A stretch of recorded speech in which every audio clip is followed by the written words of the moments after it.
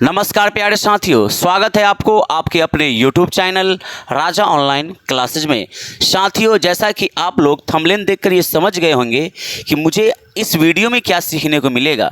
इस वीडियो में हम इतना इम्पोर्टेंट क्वेश्चन की बात करने वाले हैं जो एग्ज़ाम के पॉइंट ऑफ व्यू से बहुत खास होता है, यानी कि पाइथागोरस प्रमेय। जी हाँ, जो पाइथागोरस आप सिर्फ रटते आ रहे हैं, कर्ण का स्क्वायर बराबर लंब का स्क्वायर जोड़ आधार का स्क्वायर, इसको आज के इस वीडियो में हम सिद्ध करने वाले हैं। और सिद्ध इतने आसान भाषा के साथ करेंगे कि आपको बहुत अच्छे तरीके से समझ में आ जाएगा। बिल्कुल आसान कॉन्सेप्ट लगाकर मैं आपको बताऊंगा। प्यारे बच्चों, अगर आप चैनल पर पहली बार आए हैं तो चैनल को सब्सक्राइब ज़रूर कर दीजिएगा और इस वीडियो को लाइक करके अपने सभी दोस्तों के पास शेयर ज़रूर कर दीजिएगा। दूसरी बात है, अगर आप 2025 के कैंडिडेट हैं, आपका परीक्षा 2025 में होने वाला है, तो मैंने आपके लिए लाइव क्लास प्रतिदिन कंटिन्यू कर रहा हूं। समय 7:30 बजे शाम को प्रतिदिन क्लास चलती है और सुबह 5 बजे से, जिसमें 5 बजे की क्लास कल से बिल्कुल जो है स्टार्ट हो जाएगी, है कि नहीं। आज किसी कारण से क्लास स्टार्ट नहीं हो पाई है, तो कल से यानी मंगलवार से सुबह 5 बजे क्लास ले लेगी लाइव क्लास, और फिर रात्रि 7:30 बजे से 9 बजे तक क्लास चलेगी। इसमें आप जुड़ना मत भूलिएगा। आप अपनी गणित को, आप अपने साइंस को बेहतर कर सकते हैं और अपना ड्रीम, अपना सपना को साकार कर सकते हैं 2025 में। ठीक है, तो चलिए आज के इस वीडियो को हम करते हैं स्टार्ट। वीडियो के अंत तक ज़रूर बने रहिएगा। प्यारे बच्चों, ध्यान दीजिए, यहाँ पर पाइथागोरस प्रमेय लिखा हुआ है और मैंने यहाँ पर डबल स्टार लगाया है कि एक समकोण त्रिभुज में कर्ण का वर्ग शेष दो भुजाओं के वर्गों के योग के बराबर होता है। शेष दो भुजाओं का मतलब लंब और आधार। चूंकि आपको पता होना चाहिए कोई भी समकोण त्रिभुज में, चलिए मैं आपको एकदम बेसिक से समझा देता हूँ। अगर ये समकोण त्रिभुज है, मैंने त्रिकोणमिति भी आपको पढ़ा दिया है, बिल्कुल ख़त्म कर दिया है ना। कुछ क्वेश्चन उसमें से बाकी है।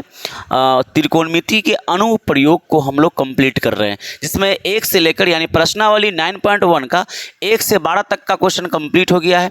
उसके बाद 13 से लेकर 16 तक का क्वेश्चन आज के लाइव सेशन में होगा शाम को 7:30 बजे। ठीक है, देखिए ये आपके पास एक समकोण त्रिभुज है। समकोण त्रिभुज में एक क्वालिटी क्या होती है, खास बात आपको ये ध्यान देना है, खास बात ये ध्यान देना होता है कि समकोण त्रिभुज में एक कोण आपका 90 डिग्री का होता है।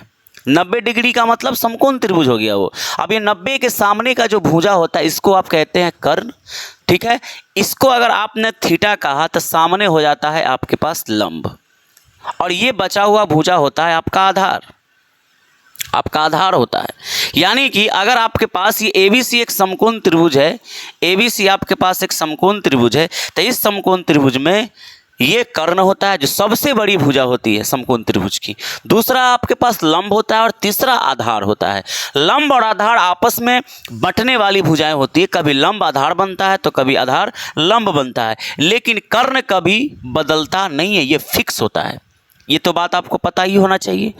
तो यहाँ पर एक पाइथागोरस चचा आए, पाइथागोरस उनका नाम था, उन्होंने एक प्रमेय दिया, एक थ्योरम दिया, है ना। उन्होंने ये कहा कि जो कर्ण देख रहे हैं ना, कर्ण सबसे बड़ा, ये जो कर्ण है इसका अगर आप स्क्वायर निकालते हैं तो इसका अकेले जो स्क्वायर होगा इस कर्ण का, कोई भी एक भुजा होगा, कोई भी एक भुजा, मैं आपको एग्जांपल भी दूंगा अभी, पहले बात समझिए कि अगर ये कर्ण है तो कर्ण का जो स्क्वायर करेंगे, आप स्क्वायर करेंगे तो इसका अकेले का स्क्वायर लंब का स्क्वायर करने पर और आधार का स्क्वायर करने पर दोनों को जोड़िएगा, तब जोड़कर जो योगफल होगा वो अकेले कर्ण के स्क्वायर के योगफल के, मतलब कि कर्ण के स्क्वायर के बराबर हो जाएगा। मतलब कर्ण का स्क्वायर का मतलब लंब का स्क्वायर और प्लस में आधार का स्क्वायर, है ना, आधार का स्क्वायर। जैसे मैं आपको एक एग्जांपल दूं, जैसे आपके पास अगर कर्ण का मान, मैं कुछ ले रहा हूं, कर्ण का मान अगर 5 सेंटीमीटर है, कर्ण का मान कितना है, 5 सेंटीमीटर है।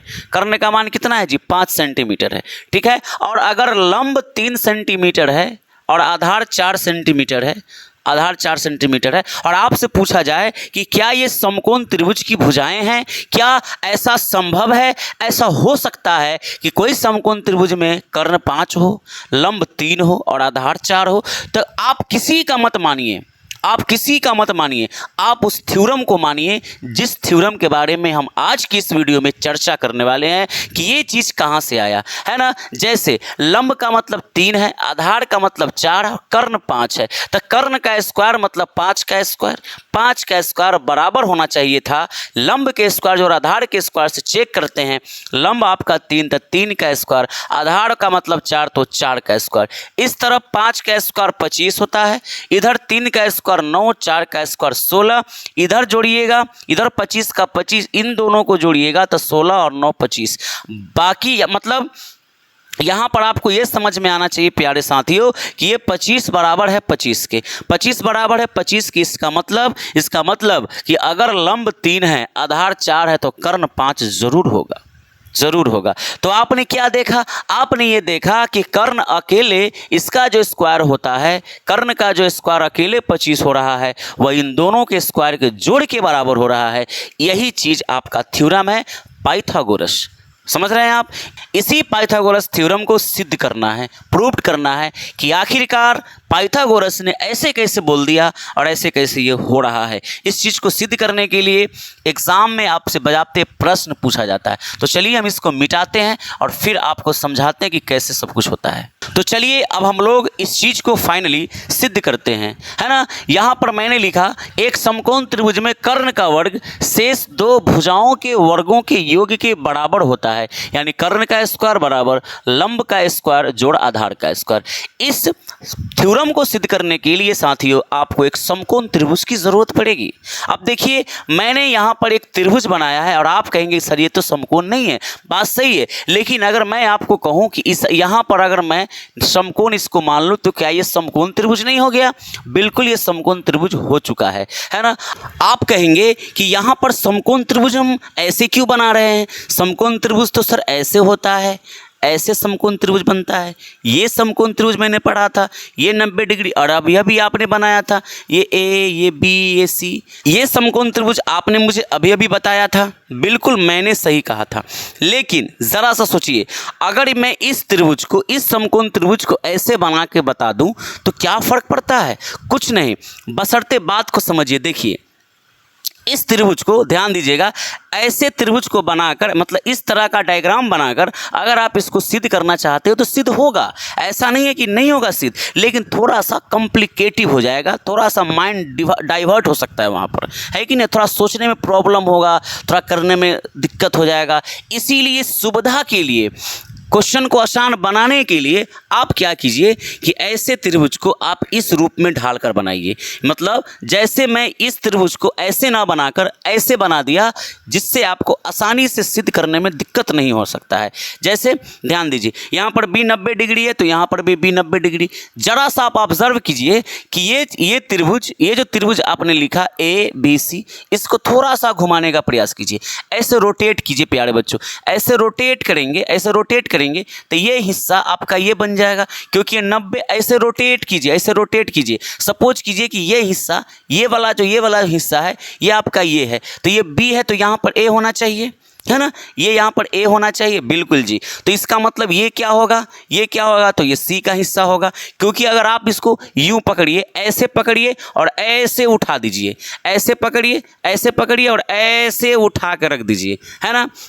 ध्यान दीजिएगा, ऐसे पकड़िएगा और यूं बैठाइएगा तो ये ए यहाँ चला जाएगा, बी यहाँ पर आ जाएगा और सी का पोछा ऊपर चला जाएगा, है ना। यानी कि ऐसा ही एज इट इज त्रिभुज मैंने यहाँ पर बना दिया है। कोई प्रॉब्लम आपको नहीं। तो फिर इसके बाद हम करेंगे कैसे? बिल्कुल आसानी से। सबसे पहले आपको थ्योरम सिद्ध करने के लिए कुछ पॉइंट होता है जिसको लिखना बहुत ज़रूरी है। जैसे यहाँ पर हम यहाँ से सॉल्यूशन स्टार्ट कर रहे हैं, तो सबसे पहले आप क्या लिखेंगे? दिया है। क्या लिखेंगे आप? कि दिया है ना, दिया है।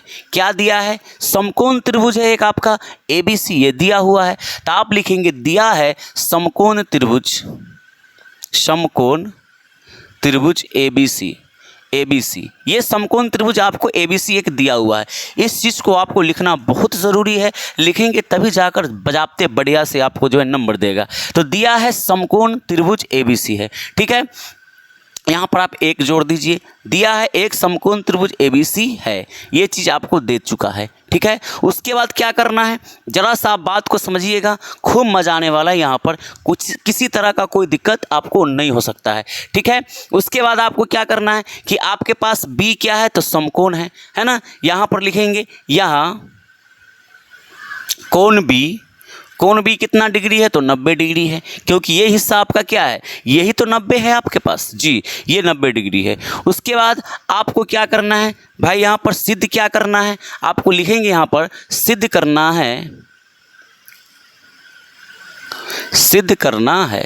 क्या सिद्ध करना है, सिद्ध आपको ये करना है, ध्यान दीजिएगा, सिद्ध आपको ये करना है, ध्यान से समझिएगा, सिद्ध आपको क्या करना है, सिद्ध करना है कि कर्ण का स्क्वायर बराबर लंब का स्क्वायर जोड़ आधार का स्क्वायर। इसका मतलब मैं फिर से एक बार इस त्रिभुज को ऐसे बना देता हूँ, ठीक है, क्योंकि मुझे अच्छे से आपको समझाना है, अच्छे से पूरा कॉन्सेप्ट को क्लियर करना है। लेकिन ज़रा देखिए, इस पोछा को मैं यूँ पकड़ के लाऊँ तो बी यहाँ, तो ए यहाँ पर आएगा ना भाई मेरे, और ये क्या होगा, तो सी हो जाएगा, ठीक है। ये आपको अभी मैंने बताया कि ये 90 डिग्री, सेम देखिए ये त्रिभुज यहाँ पर मैंने ऐसे रोटेट किया है, सेम यही त्रिभुज यहाँ है, ठीक है, ये 90 डिग्री है, यानी कि ये 90 डिग्री है। 90 के सामने वाला AC क्या होता है, 90 के सामने वाला AC, इसको आप क्या बोलेंगे, तो कर्ण बोलेंगे, AC को आप क्या बोलेंगे, तो कर्ण बोलेंगे, यानी कि कर्ण का स्क्वायर AC, यही तो सिद्ध करना है। क्या करना है सिद्ध, कर्ण का स्क्वायर मतलब AC का स्क्वायर, क्या सिद्ध करना है, AC का स्क्वायर। बात समझ रहे हैं आप, कर्ण का स्क्वायर बराबर लंब का स्क्वायर जो आधार का स्क्वायर, तो कर्ण क्या है आपके पास, तो AC है,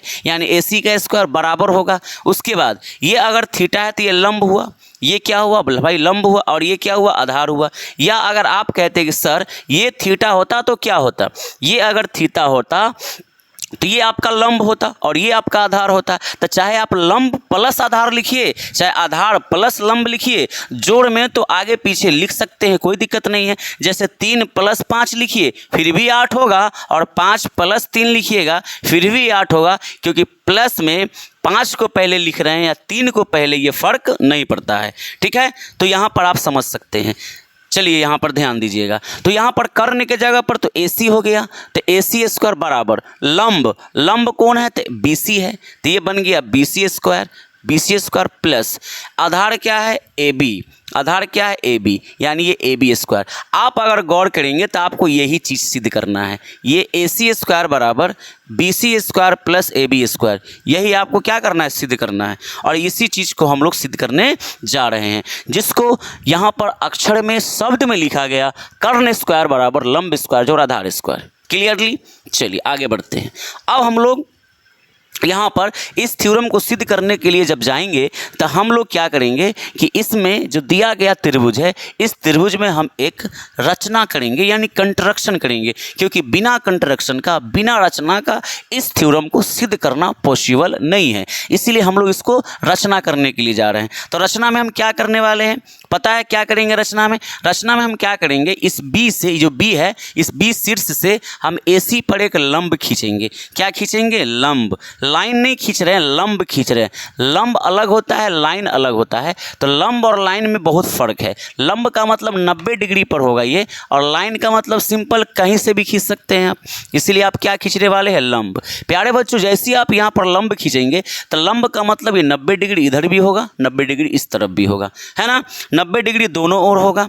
समझ पा रहे हैं आप इस चीज़ को? 90 डिग्री दोनों तरफ होगा, क्योंकि आपने B से AC पर लंब खींचा है। अब ये जो आपने किया तो ये डॉट लाइन से क्यों किए? क्योंकि आपने रचना किया है, और रचना डॉटर लाइन से किया जाता है। कभी भी क्वेश्चन दिया रहेगा फिगर में, तो अगर आप उसमें कुछ जोड़ रहे हैं, कुछ मिला रहे हैं एक शीर्ष से दूसरे शीर्ष को, तो हमेशा आप याद रखेंगे कि डॉट लाइन से मिलाएंगे, ठीक है। तो चलिए यहाँ पर रचना, आपने रचना किया तो इस चीज़ को आप रचना करके ऐसे लिख दीजिए एज इट इज। क्या किए हैं? कुछ नहीं किए हैं। लिखेंगे आप कि शीर्ष B से AC पर लंब की रचना किया, यानी कि एक रेखा खींच, ऐसा भी बोल सकते हैं।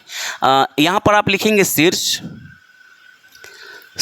B से, है ना, शीर्ष B से AC पर एक लंब, है ना, एक लंब, और इसका एक नाम रखिए। जैसे ABC नाम है तो इसका एक नाम रख दीजिए D। तो लंब का क्या नाम हुआ? BD। तो यहाँ पर आप क्या लिखेंगे? शीर्ष B से AC पर BD लंब खींचा, है ना, BD लंब खींचा। AC पर BD BD एक लंब खींचा, BD एक लंब खींचा या रचना किया, BD एक लंब की रचना किया या खींचा, ऐसा भी आप लिखकर काम चला सकते हैं। इतना बात तो आप समझ गए कि शीर्ष 20 अच्छे से समझिए। थोड़ा सा वीडियो लंबा होगा इस चीज़ को मैं मानता हूं, लेकिन फिर आपको कभी कन्फ्यूजिंग नहीं होगा पाइथागोरस प्रमेय को सिद्ध करने में। ठीक है, इतना बात समझ गए कि शीर्ष B से AC पर BD एक लंब खींचा, B से शीर्ष B से AC पर BD एक लंब खींचा। इतनी बात आपने रचना किया। ये सारा कुछ कर लेने के बाद करना क्या है, अगर यहाँ पर आपने AC पर एक आपने BD लंब खींचा तो D क्या है आपका 90 डिग्री होगा, क्योंकि अभी अभी आपको मैंने कहा कि यहाँ पर 90 डिग्री बनेगा। तो आप यहाँ पर लिख दीजिए कि अतः कोण D बराबर कितना डिग्री होगा, तो 90 डिग्री होगा। कोण D बराबर कितना होगा, 90 डिग्री। इतना कर लेने के बाद अब आपको प्रमाण में चलना है, परिणाम नहीं प्रमाण है ना, प्रमाण लिखना है, या उत्पत्ति भी इसको लिखाता है ना, ये प्रमाण। तो प्रमाण में आपको क्या करना है, जरा सा समझने का प्रयास कीजिएगा।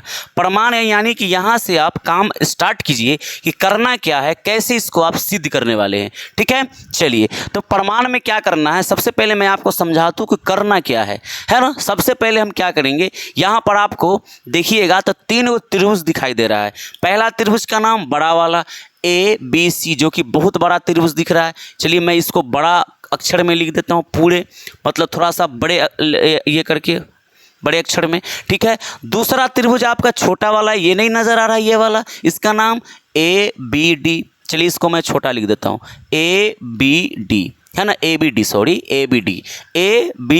और एक त्रिभुज आपको ये नहीं नज़र आ रहा है, ये वाला BDC है ना, त्रिभुज BDC देख रहे हैं आप।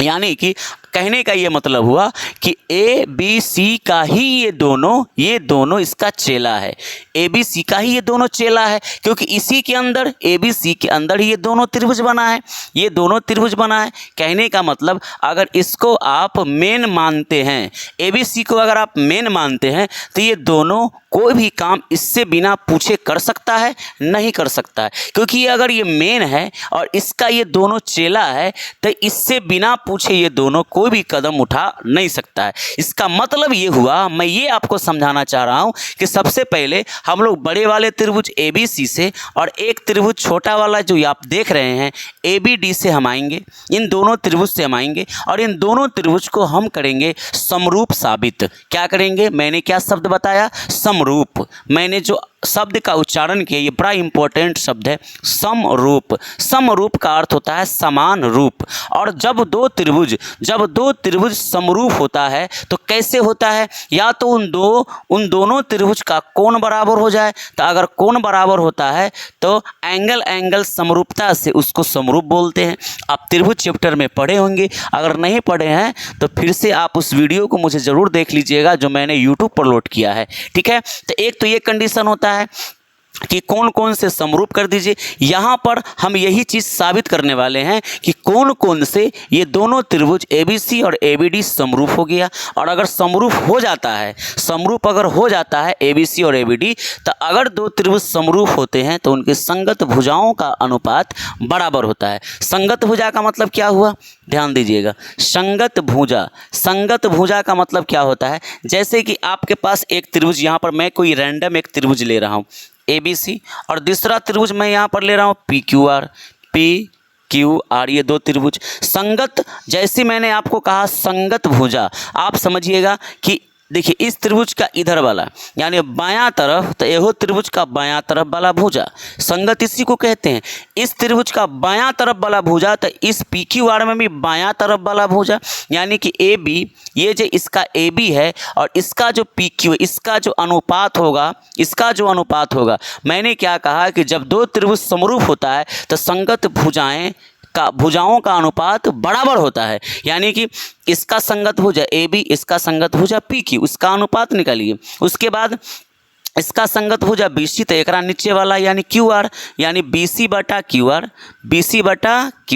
उसके बाद इधर आ जाइए, इसका AC और इसका PR, यानी AC बटा PR का जो आप रेशियो निकालेंगे तो ये तीनों बराबर होता है। ये समरूप त्रिभुज की पावर है, ये समरूप होने की कंडीशन है। अगर कोई दो त्रिभुज समरूप हो गया, जैसे मिला कि उसको सर्टिफिकेट मिल गया, ऐसा लगा कि उसको जो है एकदम से कोई कागज प्रमाण पत्र मिल गया कि तुम स्वतंत्र हो, तुम कुछ भी कर सकते हो, ऐसे है ना, ऐसा होता है। मतलब कि समरूप के पास इतना पावर होता है कि अगर कोई दो त्रिभुज या दो कोई भी आकृति समरूप हो जाती है तो उसके पास बहुत सारी क्वालिटियाँ आ जाती है, बहुत सारे नियम को फॉलो कर लेता है। ठीक है, तो बात समझ गए। तो सबसे पहले हम ABC और ABD से आते हैं। इन दोनों त्रिभुज को समरूप करेंगे तो संगत भुजा बराबर होगा। ठीक है, दूसरा फिर इससे तो हो गया काम। फिर मेन तो यही है, फिर इस मेन वाले से या फिर जो छोटा वाला और एक त्रिभुज बचा रहेगा ABC और BDC से आएंगे और फिर इसको इन दोनों त्रिभुज से आकर हम इसको समरूप साबित करेंगे। यहाँ भी फिर उसके भुजाओं का अनुपात बराबर करेंगे, फिर वहाँ से आगे बढ़ेंगे और आगे बढ़ेंगे तो यहाँ पर हम पहुँच जाएंगे यहाँ तक। प्यारे बच्चों, बात समझ में आ रही है? चलिए, बहुत बढ़िया। चलिए तो आगे हम लोग बढ़ते हैं। तो सबसे पहले ABC और ABD में आते हैं। ABC बड़ा वाला और ABD ये छोटा वाला, इसको मैं अभी हटा दे रहा हूँ। ठीक है, तो आप लिखेंगे यहाँ पर प्रमाण में कि त्रिभुज ABC एवं त्रिभुज ABC एवं ABD एवं त्रिभुज ABD है ना, से या से नहीं में लिखिए, ज़्यादा ठीक रहेगा। में क्या क्या चीज़ दिख रहा है जिससे ये समरूप सिद्ध हो सकता है? तो ज़रा सा आप बात को समझेंगे यहाँ पर प्यारे बच्चों। अगर बात को समझने का प्रयास करेंगे तो आपको ये समझ में आएगा कि बड़े वाले त्रिभुज ABC में जो बड़ा वाला त्रिभुज है ABC में ये जो भुजा है, ये जो कोण है, ये जो कोण है A, ये कोण A जो है वह ABD में भी A आ रहा है। ध्यान दीजिएगा, यहाँ पर ध्यान से समझिएगा। ABC ये बड़ा वाला त्रिभुज ABC, बड़ा वाला त्रिभुज जो ब्लू कलर से जो है मैंने मार्क लगाया है, और छोटा वाला त्रिभुज ABD, बड़ा वाला त्रिभुज ABC का कोण A और ABD का कोण A दोनों एक के त्रिभुज में शामिल है, यानी कि ये उभयनिष्ठ है ना। क्या है? उभयनिष्ठ है। तो हम लिख सकते हैं कि कोण A बराबर कोण A, कोण A बराबर कोण A। क्यों? क्योंकि ABC का भी कोण A और ABD का भी कोण A, ये दोनों बराबर है। आप कहेंगे क्यों भाई? उभयनिष्ठ होने से, है ना, उभयनिष्ठ से। आप यहाँ पर लिख देंगे शर्त उभयनिष्ठ कोण से, उभयनिष्ठ कोण से, ऐसा आप लिख देंगे। आगे बढ़ेंगे प्यारे बच्चों, मैं आराम से बता रहा हूँ एकदम बढ़िया से। ठीक है, दूसरा, ये तो कोण आपने उभयनिष्ठ से इसको बराबर कर लिया, और मैंने कहा जब दो त्रिभुज का दो कोण बराबर होता है तो वह त्रिभुज समरूप होता है। तो एक तो आपने बराबर कर लिया, दूसरा जरा गौर करेंगे तो ये समझ आएगा कि इस बड़े वाले त्रिभुज ABC में कोण भी 90 डिग्री है। यहाँ से आप बोल रहे हैं कोण भी 90 डिग्री है। दूसरा, ये जो आपने रचना जब किया तो लंबवत रेखा आया था, तो D आपका 90 डिग्री है, जो कि आप यहाँ से बोल रहे हैं कि कोण D बराबर 90, यानी कोण B 90 और कोण D 90। समझ रहे हैं आप? तो दूसरा आप लिख सकते हैं कि कोण B है ना, कोण B बराबर कोण B का मान भी 90, कोण D का मान भी 90, तो कोण B बराबर कोण D आप कैसे बोलेंगे? तो 90 डिग्री से, है ना। कितना डिग्री से? तो 90 डिग्री से। और आप ये देखेंगे प्यारे बच्चों कि कोण A बराबर कोण A उभयनिष्ठ कोण से, कोण B बराबर कोण D 90 डिग्री से, दो मतलब कि इन दोनों त्रिभुज में दो कोण बराबर हो चुका है, तो त्रिभुज समरूप हो गया। क्या हो गया? समरूप हो गया। तो आप यहाँ पर जो लाइन लिखने वाले हैं वो ये लिखेंगे कि अतः, क्या लिखेंगे कि अतः एंगल एंगल यानी कोण कोण, दो कोण बराबर हुआ इसलिए कोण कोण। क्या लिखेंगे? कोण कोण, है ना, कोण कोण समरूपता, समरूपता, कोण कोण समरूपता कसौटी से, है ना, कोण कोण यानी दो कोण बराबर इसलिए कोण कोण समरूपता कसौटी से त्रिभुज ABC समरूप का यह चिन्ह होता है। याद रखेंगे ये समरूप का चिन्ह है, ठीक है ना, ये समरूप का चिन्ह है, याद रखेंगे। तो त्रिभुज ABC समरूप त्रिभुज, ये समरूप लिखा गया त्रिभुज ABD, ये लिखा गया त्रिभुज ABC समरूप त्रिभुज ABD, ये दोनों त्रिभुज समरूप हो गया। और अगर त्रिभुज समरूप हो गया तो संगत भुजाएं एक ही अनुपात में होगा, यानी उनकी भुजाओं का अनुपात बराबर होगा। आप लिखेंगे अतः संगत भुजाओं का अनुपात, भुजाओं का अनुपात क्या होंगे प्यारे बच्चों?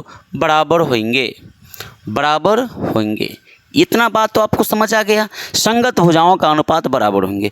अब यहाँ पर बहुत सारे बच्चे कन्फ्यूज करते हैं, इसी देने के लिए मैंने इस ऐसे वाले त्रिभुज को ऐसे करके बनाया ताकि आपको बहुत ज़्यादा आसानी हो जाए। ठीक है, चलिए अब यहाँ पर आप समझिएगा कि संगत भुजा कैसे लिया जाता है बढ़िया से, क्योंकि संगत भुजा में आप गलती कर सकते हैं, इसलिए गलती ना हो इसके लिए मैं आपको ट्रिक बता रहा हूँ, और उस ट्रिक का फॉलो करके आप कभी भी संगत भुजा लेते वक्त गलत नहीं कर सकते हैं, एकदम गलती होने की कोई भी संभावना नहीं हो सकती है। ठीक है, चलिए सबसे पहले जो त्रिभुज दिया हुआ है ना, इस त्रिभुज को आप सीधा करके बनाइए, है ना, सीधा करके समझ रहे हैं।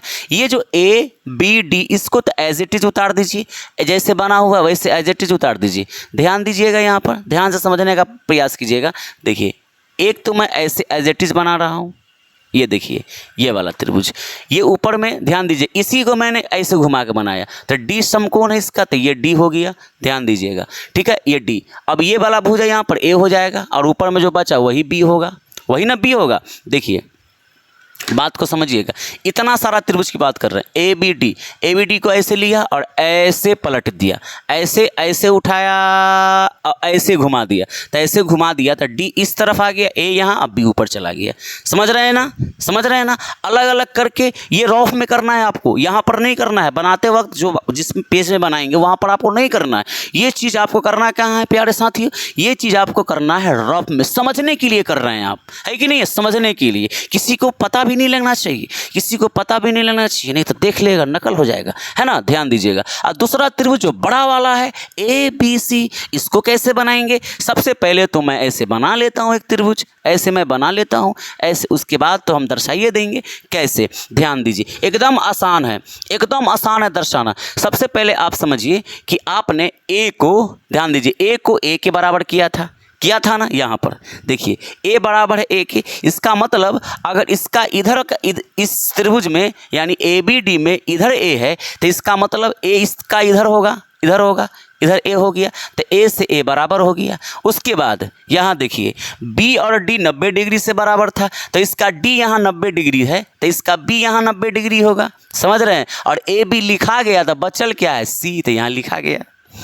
समझ रहे हैं ना, एक बार फिर से समझिए, एक बार फिर से समझिए। देखिए मैं फिर से आपको बता रहा हूँ, खूब मज़ा आ जाएगा समझने में, कोई दिक्कत नहीं होगी, बहुत मज़ा आएगा। देखिए इसको तो आपने एज इट इज बना दिया। दूसरा आपको समझना क्या है कि ए और ए आपको बराबर किया था हमने, ए बराबर है ए के, यानी ए बी सी में भी ए और ए बी डी में भी ए, तो ए बी डी में ए इधर है, तो इसका ए इधर हो गया, ठीक है। और D बराबर किया था हम B के, तो इसका मतलब D 90 डिग्री इसका यहाँ पर है, तो इधर का 90 डिग्री पर क्या हो जाएगा, B हो जाएगा। और A और B लिखा गया, तो CA ना बचल है, तो CS ये वाला हिस्सा हो गया। समझ रहे हैं आप जी? अब आराम से ले सकते हैं अनुपात। तो संगत भुजाओं का अनुपात बराबर होता है, इसका मतलब ये हुआ कि BC, ये जो देख रहे हैं ना BC, ध्यान दीजिएगा, ये जो BC है ये इसका BC, इसका संगत भुजा, अभी मैंने बताया इसका ये वाला हिस्सा बायां तरफ, इसका बायां तरफ, तो इसका बायां में BC, इसका बायां में BD, तो BC बटा BD, BC बटा ये BC बटा में BD। उसके बाद इधर आ जाइए, ये AC है, इसका ये हिस्सा AC, इसका ये हिस्सा AB, तो ये AC, ये AC, और इसके नीचे क्या है, इसके नीचे AB हो जाएगा, ठीक है। उसके बाद नीचे वाला इसका AB, इसका नीचे वाला AB, और इसके नीचे वाला क्या है, तो AD। इसी को आप बोलते हैं संगत, यानी इसका संगत इससे, इसका संगत इससे, और इसका संगत इससे, तो तीनों भुजाएं बराबर होती। यही है समरूप की क्वालिटी, यही है समरूप की क्वालिटी, समरूप का पावर। लेकिन आपको तीन गो भुजा से मतलब नहीं है, आपको तीन गो भुजा से मतलब नहीं है। क्यों नहीं है? क्योंकि यहाँ पर तीन गो भुजा से अगर आप लेते हैं, ऐसा नहीं कि गलत हो जाएगा, लेकिन मतलब नहीं है, इसलिए मतलब नहीं तो फालतू का काम करने से कोई यहाँ तो सही काम नहीं होता है, और बेकार का काम करने के लिए किसके पास समय है। इसीलिए जो खारा वाला जो देख रहे हैं ना BC, ये हिस्सा इसमें से हटा दीजिए इसका, और इसका संगत ये है तो इसको आप हटा दीजिए, ठीक है जी। अब बचा हुआ क्या है?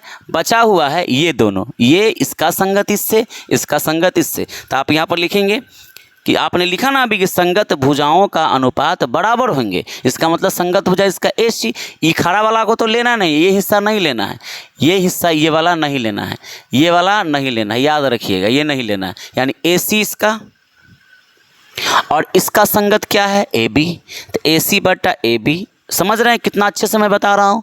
उसका मतलब इसका ये वाला हिस्सा AB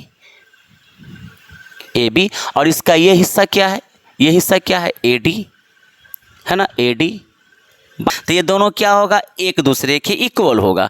फिर से समझिए, इसका संगत AC का संगत AB है, तो AC के बटा में AB, आप AB के बटा में AC उल्टा भी लिख सकते हैं, कोई दिक्कत नहीं है, ठीक है। तो AC बटा AB, AC बटा AB बराबर होगा AB बटा AD के, तो AB बटा AD के, कोई दिक्कत नहीं, इसी को बोलते हैं संगत भुजा, और खड़ा वाला से मतलब नहीं था। चलिए अब क्या करना है, क्रॉस मल्टीप्लाई, AC का गुना AD से, AC का गुना AD से और AB का गुना AB से, क्योंकि ये क्रॉस मल्टीप्लाई होगा। तो मैं क्या करता हूँ, AB का गुना AB से कर दे रहा हूँ, तो पहले AB का गुना AB से, तो AB स्क्वायर हो जाएगा, भाई 2 गो है ना, और AC का गुना AD से, तो ये बन जाएगा AC गुना AD, AC गुना AD, और इसको आप प्यार से आराम से समीकरण 1 बोल दीजिए, समीकरण 1 बोल दीजिए। ये आपका क्या है, समीकरण नंबर 1, ये क्या है, प्यारा सा इक्वेशन, समीकरण नंबर 1, ठीक है। तो ये आपने कहाँ से किया, बड़ा वाला त्रिभुज, क्योंकि मेन गार्जियन है ना, ABC मेन गार्जियन है, इसका ये दोनों चेला है, तो ABC से आपने ABD क्यों आया और ये दोनों को समरूप किया संगत भुजा से, पहला इक्वेशन आपने ज्ञात किया। फिर इसका काम अब खत्म, इसका काम खत्म। अब बचा हुआ ये रो रहा था, भाई इसको अकेले छोड़ दिया सब, तो इसको अकेले छोड़ देने से मतलब नहीं है, ABC के साथ में अब BDC आएगा। अब इन दोनों की बारी है, चलिए इन दोनों की कहानी को करते हैं हम लोग स्टार्ट, है ना। तो फिर से यहाँ पर इन दोनों त्रिभुज में हम आएंगे और समरूप सिद्ध करेंगे। प्यारे बच्चों, बहुत अच्छे से मैं आपको समझा रहा हूँ, थोड़ा सा वीडियो लंबा होगा, लेकिन इतना अच्छा कॉन्सेप्ट मैं आपको बता रहा हूँ कि ज़िंदगी भर आप याद रखेंगे। चलिए तो आप फिर क्या लिखने वाले हैं, अब त्रिभुज ABC एवं, है ना, ये बड़ा वाला त्रिभुज, यानी कि सबसे पहले आपने बड़े वाले त्रिभुज ABC और ABD से आया था, उसके बाद अब क्या करना है, ABC बड़े वाले त्रिभुज और ये छोटा वाला त्रिभुज BDC से आएंगे आप, है ना। चलिए तो त्रिभुज ABC एवं त्रिभुज BDC से, है ना, या में लिखिए आप, ज़्यादा बेहतर होगा, क्योंकि इधर भी आपने में लिखकर ही आगे प्रोसेस को किया था। अब प्यारे बच्चों, यहाँ भी हम इन दोनों त्रिभुज को समरूप सिद्ध करने वाले हैं, ठीक है। कौन कौन त्रिभुज, ABC, है ना, और उसके बाद ABC और BDC को हम समरूप सिद्ध करने वाले हैं। तो समरूप सिद्ध करने में करना क्या होगा, कम से कम 2 कोण बराबर होना चाहिए। जैसे आप देखेंगे, गौर करेंगे, तो ABC इसमें ये जो कोण है C, और BDC में जो ये C कोण देख रहे हैं आप, ध्यान दीजिए फिर से एक बार, ABC और BDC दोनों में ये कोण C उभयनिष्ठ है, बराबर है, दोनों में शामिल है ये।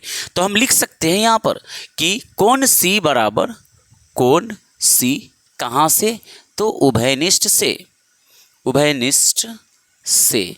जैसे प्यारे बच्चों आपने इधर किया था, कोण A बराबर कोण A, ये त्रिभुज में जब आप आए थे ABD और ABC में कोण A और कोण A उभयनिष्ठ था, उसी प्रकार से ABC और BDC में ये C उभयनिष्ठ है, तो ये आप बोल सकते हैं कि दोनों में शामिल है, तो उभयनिष्ठ से, ठीक है।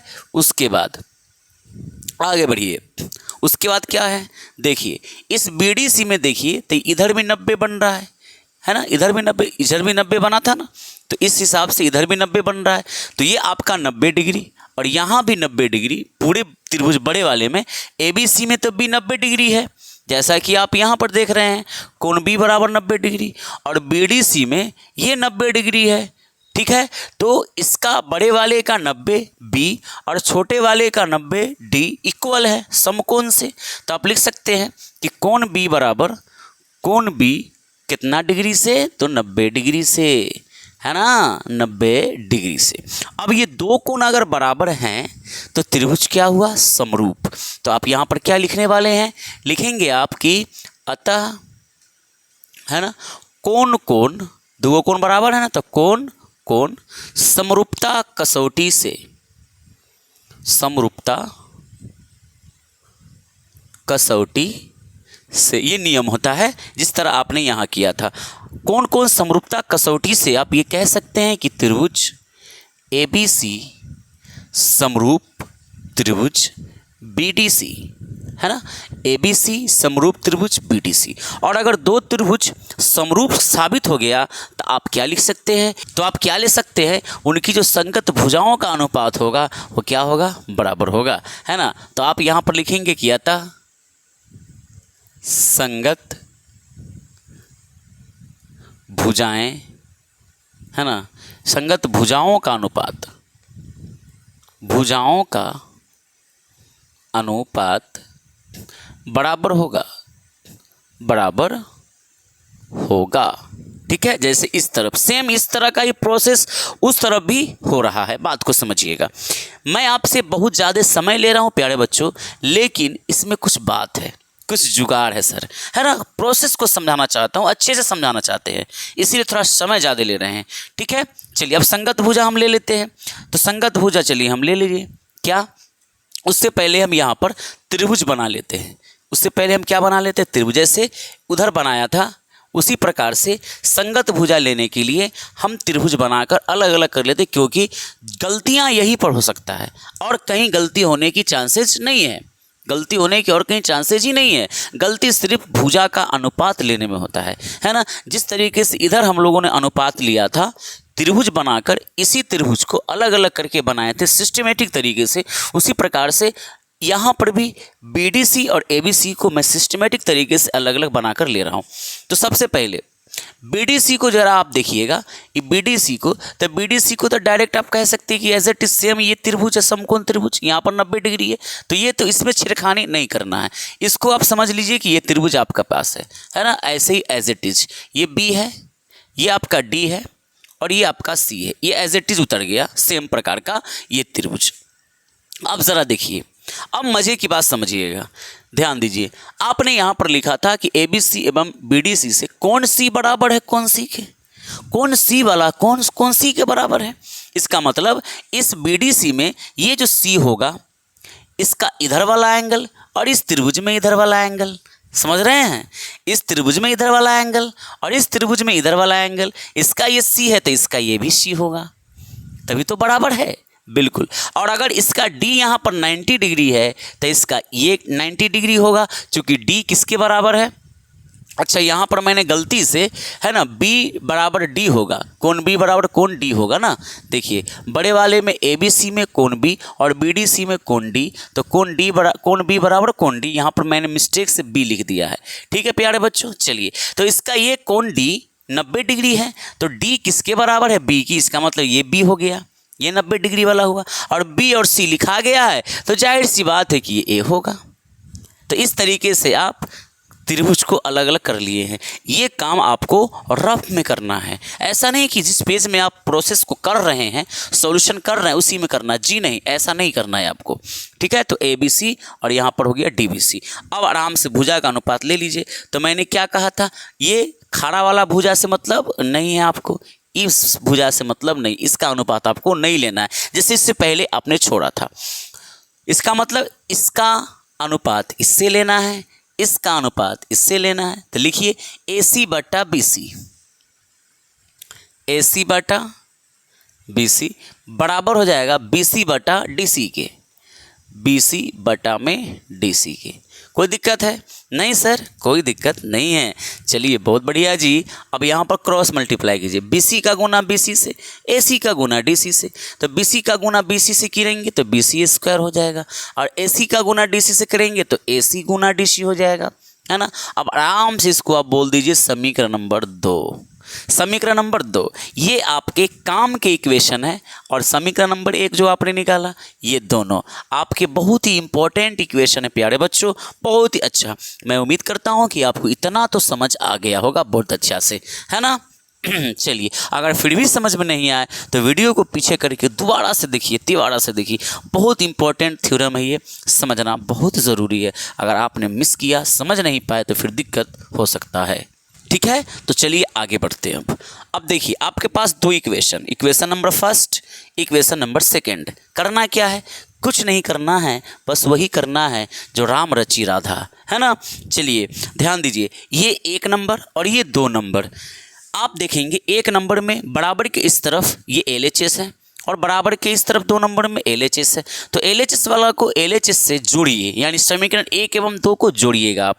तो आप यहाँ पर एक लाइन लिख दीजिए पहले कि समीकरण नंबर 1 + 2 से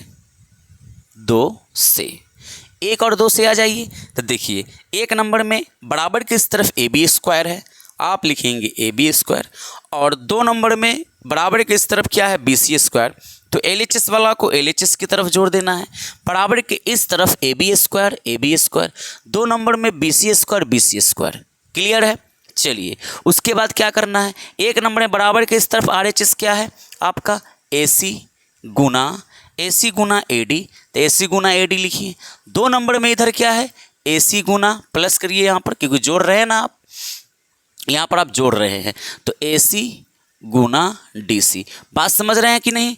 यस सर, समझ में आ रहा है। ये आपके पास प्लस है। चलिए मैं इसको दूसरे कलर से कर देता हूँ ताकि ये क्लियरली दिखाई देगा। ठीक है प्यारे बच्चों, जरा सा बात समझिएगा। समीकरण 1 में बराबर के इस तरफ यानी LHS वाले को LHS के साथ और RHS वाले को RHS के साथ मैंने जोड़ दिया, है ना। चलिए अब हम इसको आगे करते हैं काम, ध्यान दीजिएगा। करना क्या है? इसको ऐसे उतार लीजिए, AB² + BC² = जरा ध्यान दीजिएगा, यहाँ पर आप देखिए, यहाँ देखिए AC और यहाँ भी AC, है ना, AC, लेकिन यहाँ AD, यहाँ DC, तो दोनों जगह AC है, कॉमन है। चोर मौसेरा भाई, एक को बाहर कर लीजिए अर्थात कॉमन। तो AC यहाँ भी, AC यहाँ भी, AC को आपने कॉमन कर लिया तो यहाँ क्या बचा? 1, यहाँ 1 बचेगा। 1 गुना AD हो जाएगा और प्लस का प्लस, AC कॉमन हुआ तो 1 गुना DC हो जाएगा। ऐसे समझ पा रहे हैं आप? बहुत बढ़िया जी। चलिए आगे देखिए, अब क्या करना है? कुछ नहीं करना, आप आंसर के बहुत नज़दीक हैं, है ना, बहुत नज़दीक है। अब समस्या क्या है इसे समझिए। यहाँ पर देखिए AB² + BC² + BC² आपको सिद्ध क्या करना है? ये सिद्ध करना है, ये ना सिद्ध करना है। अब जरा गौर से देखिए, AB ध्यान दीजिएगा, AB² यहाँ भी AB², BC² यहाँ भी BC²। तो ये वाला हिस्सा तो आप यहाँ पर देख पा रहे होंगे जो कि आ चुका है, और बचा हुआ क्या है? AC²।